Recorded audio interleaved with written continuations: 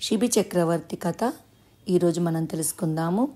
నిషధరాజ్యాన్ని పరిపాలించిన రాజులందరిలో శిబి చక్రవర్తి చాలా గొప్పవాడు. అతడు సుగుణాలకు పెట్టింది పేరు. తన ప్రజల సుఖ సౌఖ్యాలను బాగా చూసుకునేవాడు.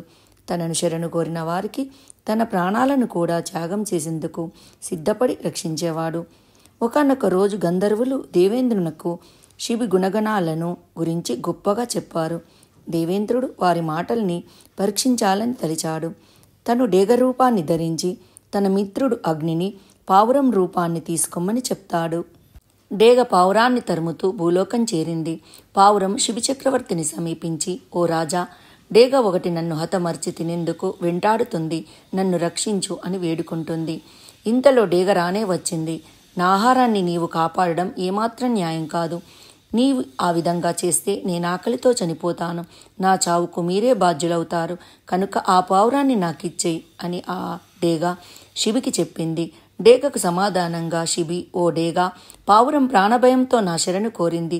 శరణు కోరిన వారిని కాపాడడం రాజధర్మం.